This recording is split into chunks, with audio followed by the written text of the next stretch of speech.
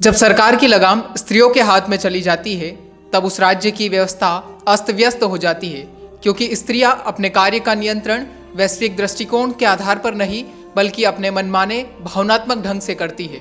George William Frederick Hegel ने 18 वर्ष की उम्र में ट्यूबिन्सन यूनिवर्सिटी से धर्मशास्त्र पढ़ना शुरू कर दिया था, लेकिन धीरे धीरे उन्होंने समझा कि दर्शन शास्त्र जीवन के भीतर समझने के लिए हमें कोई तयशुदा नियम नहीं देता बल्कि हमें सोचने की आज़ादी देता है।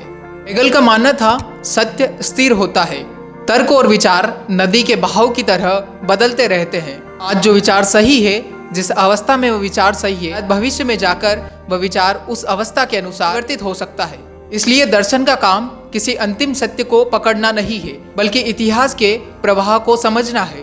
अनुसार इतिहास भी एक बहती हुई धारा है, कभी ठोकर खाकर गिरती है तो कभी आगे बढ़ती है, लेकिन इसका सबसे बड़ा उद्देश्य मानवता को विकसित करना, स्वतंत्र और तार्किक बनाना है। आधुनिक युग के उद्योगपति और दार्शनिक रे डेलियो कहते हैं संसार की सबसे बड़ी शक्ति है क्रमिक विकास, और इसी सिद्धांत को डार्विन ने अपनी थ्योरी के जरिए पूरे विश्व को समझाया। हेगल कहते थे सत्य कोई मंजिल नहीं है बल्कि प्रक्रिया है, जानने की प्रक्रिया, समझने की प्रक्रिया। यानी असल मायने में हर दौर का सच अलग होगा।